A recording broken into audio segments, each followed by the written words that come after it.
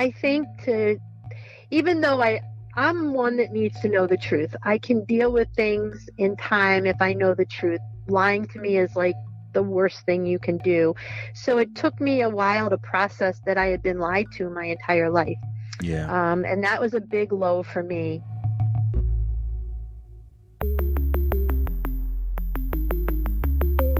Who am I? Who am I? Who am I? Who am I? Who am I? Who am I? Who am I? This is Who Am I, Really? A podcast about adoptees that have located and connected with their biological family members. I'm Damon Davis, and today you're going to meet Cindy. She called from upstate New York, but she grew up in central New Jersey. Cindy knew she was adopted, but she believed the men in her life were of biological relation. She thought she was adopted within the family. She lived decades with what she calls a lie. DNA revealed that her biological father was someone else entirely, and her search for her birth mother hasn't returned any details about where the woman might be.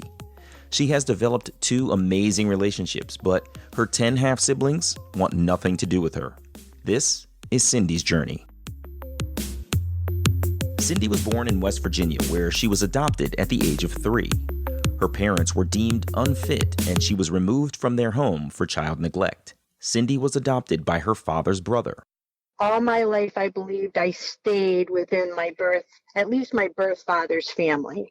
And so I was adopted at 3, was raised in New Jersey, and stayed there until I went to college. Gotcha. So you called him dad. At 3 years old, you've transitioned out of poor care in West Virginia to your quote-unquote father's care in New Jersey.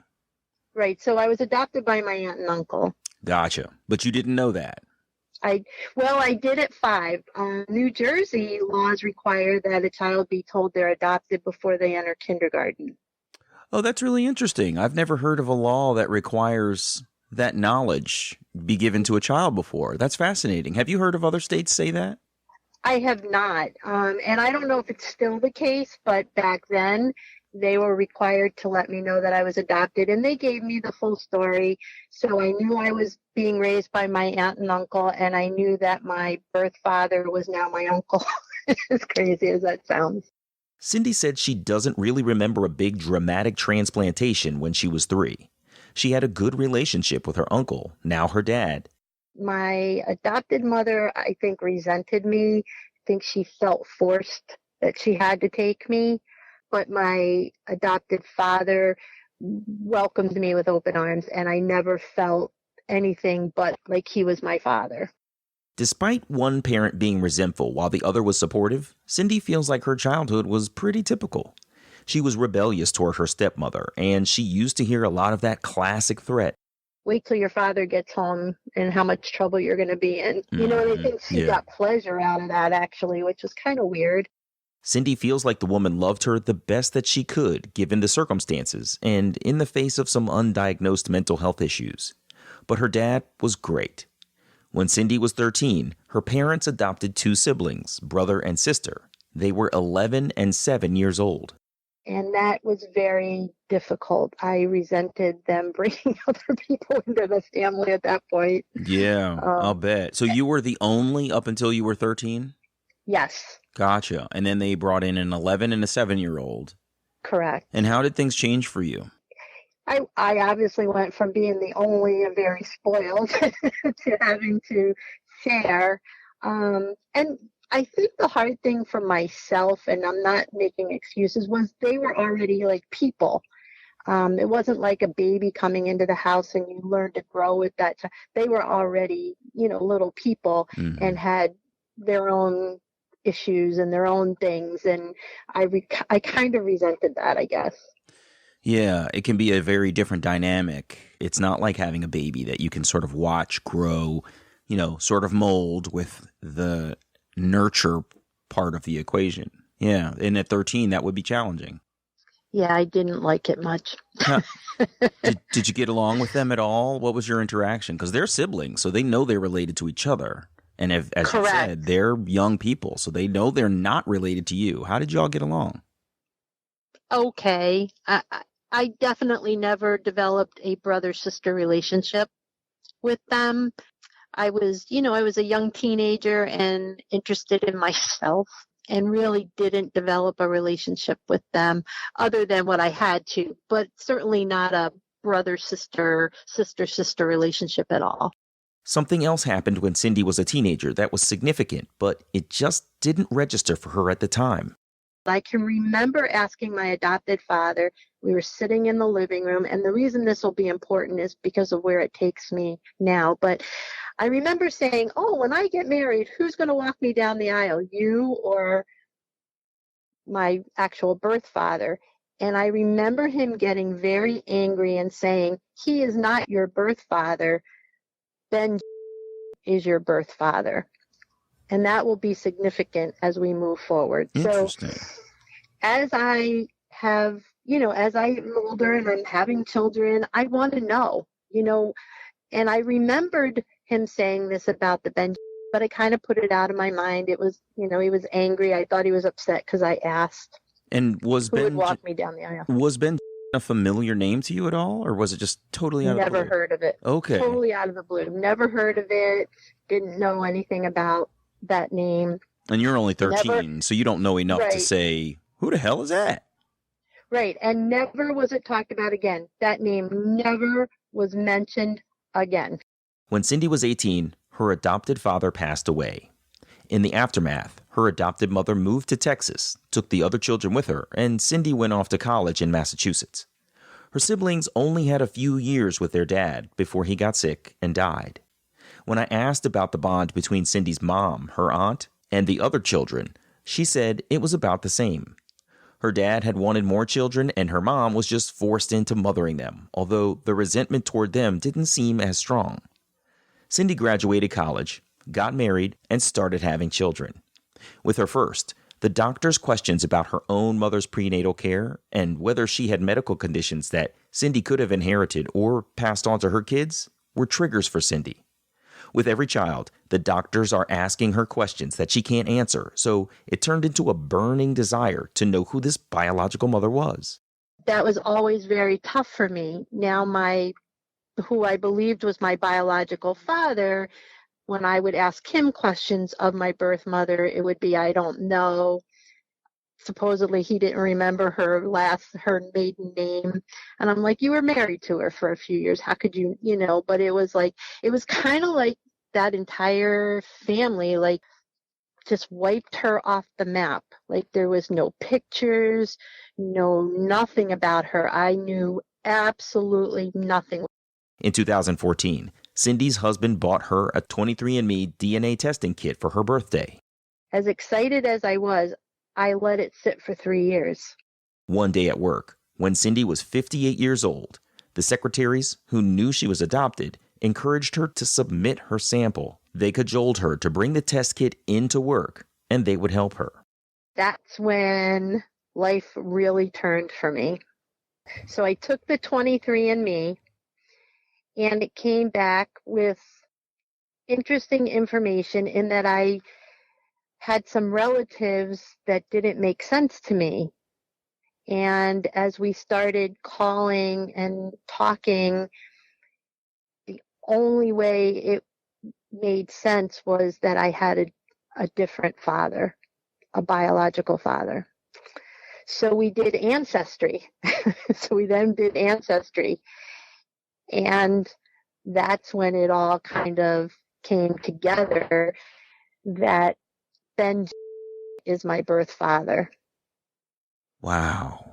How did you feel when you discovered that this name from your past that you had not really registered was suddenly back in your face again? I don't really know. I've run the gamut of every possible emotion, I think. It didn't surprise me. Let me put it to you this way. It didn't surprise me to find out that who I thought was my birth family wasn't, because remember, all my life, I kind of wondered, none of this story made sense. How could you not know her name? There's not a picture of my birth mother. Everything was so secretive. Right. There was probably more to the story. So I wasn't shocked at all. And I got to tell you, I looked nothing like anybody in my birth father's family. So I'm going to tell you truthfully, I don't think I was shocked. Maybe a little hurt, but not shocked. It was there in the back of your mind. Yeah, What do you do correct. next? Well, I come to the realization that my life has changed in that I now realize I have 11 half siblings from him. Wow. I think he thought his mission was to populate the East Coast. It would Not seem really so. sure, but Wow. but he is deceased, so I don't really have any option to talk to him. Ben was gone, but he left plenty of children and relatives behind whom Cindy could try to connect with. During that time she was reaching out to others, Cindy got a message through 23andMe from a woman who said she thought she might be another half-sister. They talked, but they couldn't find a correlation between the two of them. They couldn't find any family name in common, and when they mentioned dates and places that are significant for each of them, none of them matched up. Nothing was connecting them. Until, again, the women at work are very good at this, and they found that she also was fathered by Ben. And unfortunately for her, she's now in her mid-50s, always thought that her mom and dad were her mom and dad, never knew her mother. Yes. Oh, no. Yes. But what I will tell you is that her and I actually communicated, felt an instant bond, and I can't describe it to you or how or why. We talked, and then we literally met this summer for the very first time, and it was the most beautiful thing I've ever experienced. Her and I are sisters beyond a shadow of a doubt. And we've done so many things together now. We talk all the time. It's absolutely amazing. But it did kind of, I don't know what the word is, but it was very difficult for both of us, to process, but it's been amazing. That's really incredible. You should see the smile on my face. I'm so happy for you guys to have found the bond. It's really unreal. But I could see how, this is a rainbow after a storm, too, This is something. It's a big storm. Yeah. The other siblings did not accept us. We've talked to them. They were angry. They want nothing to do with us. They feel like we're a reminder of their father not being a perfect person or the person that they want to believe he was. So we have no connection with any of them.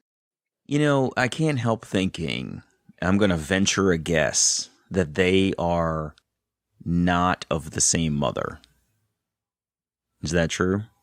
There's quite a few mothers. Now there's 4 by one, 2 by another, and several by different ones. I find that fascinating because, you know what I'm saying? It's a weird thing where I feel like they're saying we're part of the original club of siblings who didn't share mothers, right? There's no more room in our club for other kids of other mothers. And it seems so weird to me because you are all kin by virtue of being in the same situation. Well, that's how I feel. But what I will say is I think there's some resentment in that I was afforded a life that they've never been afforded. Many of them were stuck in the back hills of West Virginia. I see. And I think that I was afforded a life that allowed me to have the finer things in life from my father, who was very successful. I went to college. I think there's probably some types of resentment there. And I will say that my sister that I just met, she's in the same boat as I. We were afforded things in life and had a life that most of them did not. I see. So there's an otherness there that's more than just we're the original group of siblings. It's also you're not one of us because you're not from here. Correct. You've not been limited in your life in the ways that we have. Correct. Yeah.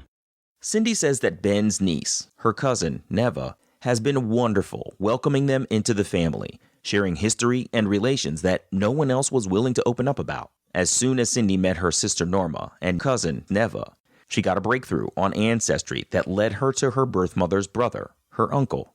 He lives in Colorado, and she's spoken to him by phone. You know, he felt terrible. He never knew about me. Why didn't he know?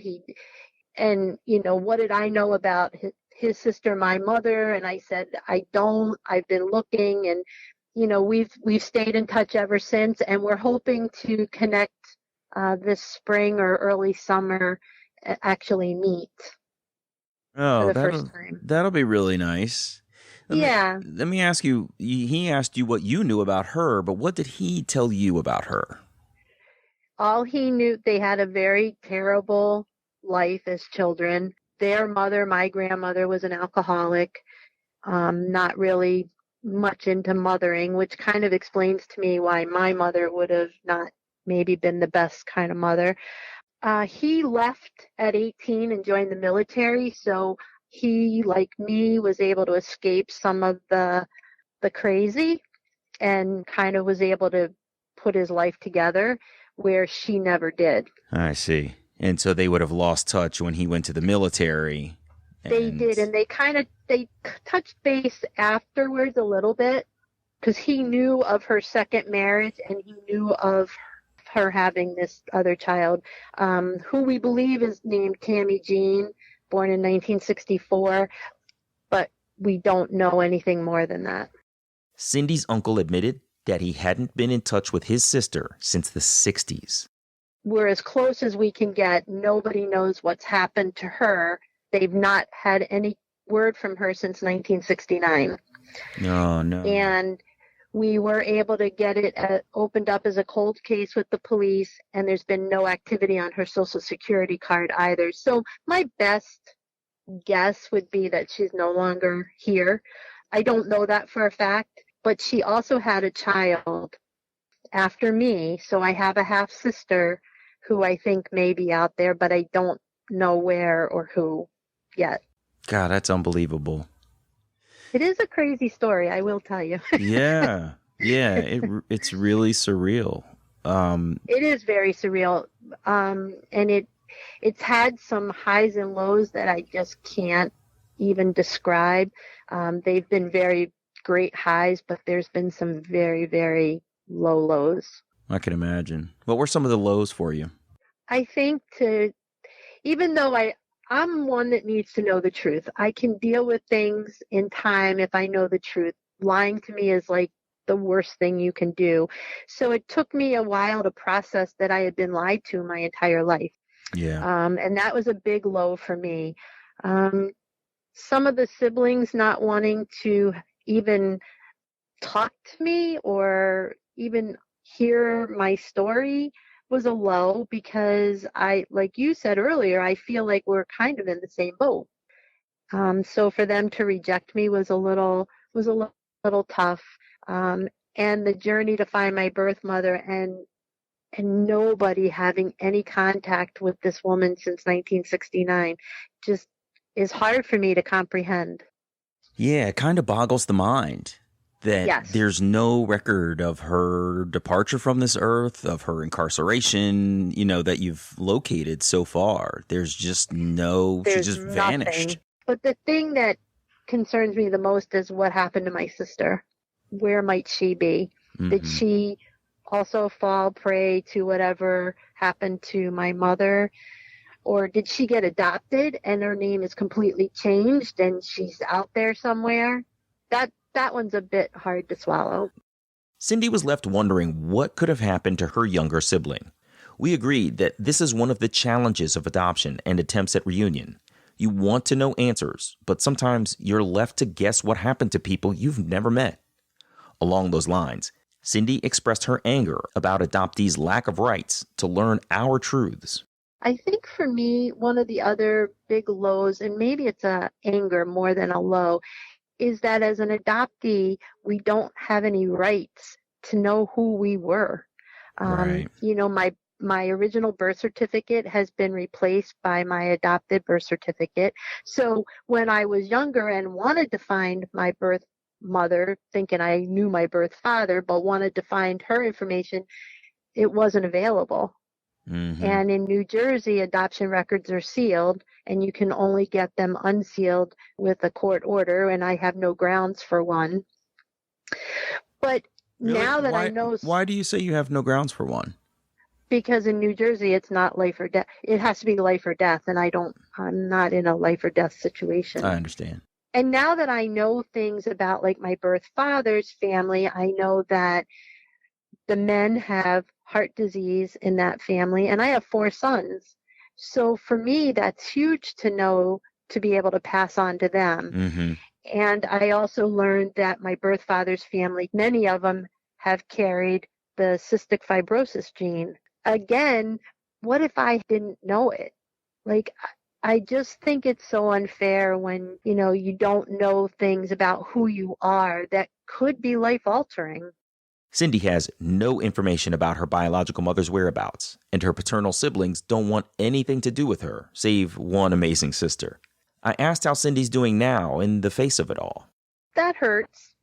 I every day, every few days, go on to Ancestry and hope that somebody new will come in. My sister would be younger, so maybe she'll do her Ancestry, I hope, and we'll connect. I'll all of a sudden find her, or somebody from that side of the family will say, oh, well, I heard this, or some news will come through. Mm-hmm. So I guess it hurts, not to have that. The one thing in life I wanted, my birth mother, and I'm not able to get that, hurts. I hear you. Well, I'm really glad that you made a positive connection with your sister. I often try to think of these situations from a perspective of also sort of what could have happened.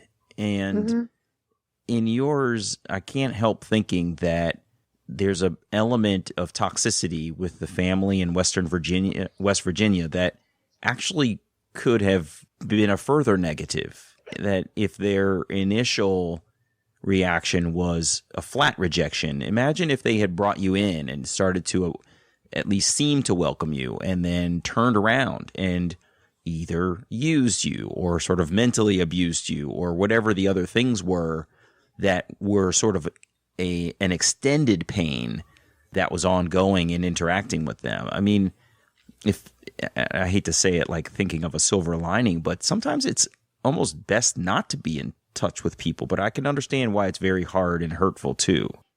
I think I agree with you 100%. For me, I think I'm better because I don't have them in my life, and I hate to say that because I'm sure it could be hurtful, but I don't want nor need any of that. Mm-hmm. So it's not who I am, and it's not who I would ever hope I would ever be. If someone else were to come forward, I hope I would be very different.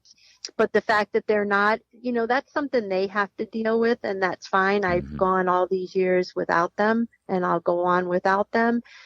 To have made the connection with my sister, well, my half-sister, but I hate to put that half in there because you're either sisters or you're not. Well, you say it as an identifier. It helps people to understand. It does. But it does help people to understand. Yeah, you clearly see her as your sister, and I'm sure she would. Absolutely. Yeah, feel the same. Absolutely. And I have to tell you, my birthday in November, she lives in Virginia, and she got on a train, and we were in Philadelphia for my youngest son's lacrosse event, and she came on the train to Philadelphia and spent my birthday weekend with us in Philadelphia. And I've never, ever, ever had that before. And it was absolutely amazing. Oh, my God. That's so cool. So cool. Yeah. I'm glad. That's really neat that she was able to come do that. That's the best. Well, Cindy, thanks so much for sharing your story. And I know it's been an emotional roller coaster, but it sounds like those two relatives that you've got a strong connection to right there are going to be all you need for a while. And I hope that you guys will cherish your relationships and really try to stay close. I think we will. We talk and text, probably 2-3 times a week or more, and it's amazing, and it's so exciting. And they have not met. So my sister and my cousin have not met yet. So that's our next thing, to get them to meet, which will be fun because I'll get to be a part of that.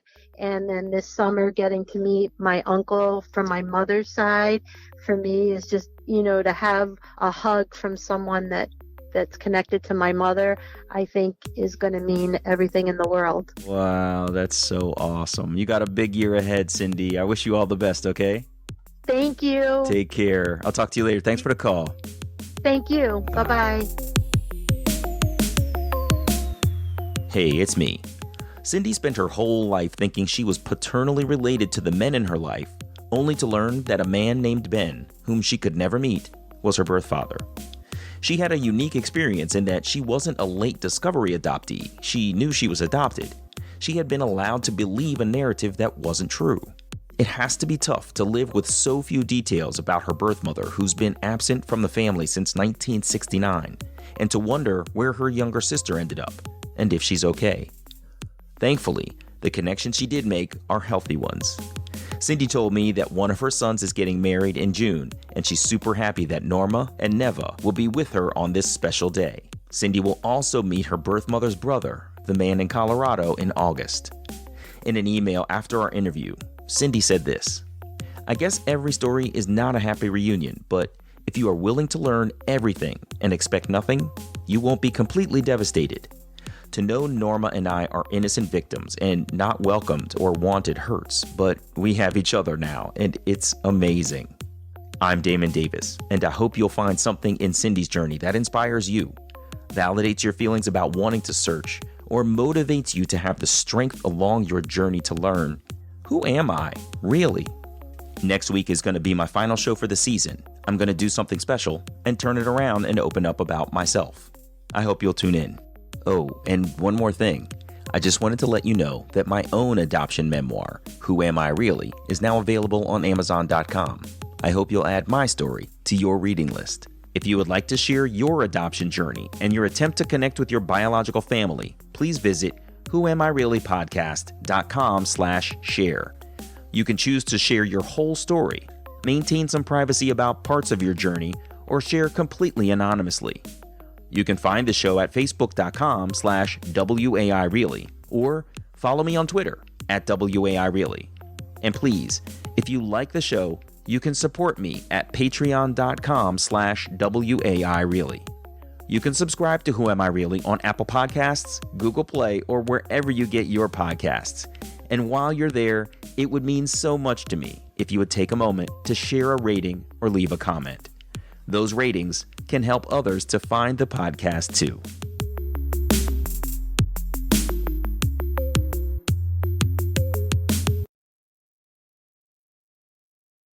I kind of resented that, I guess.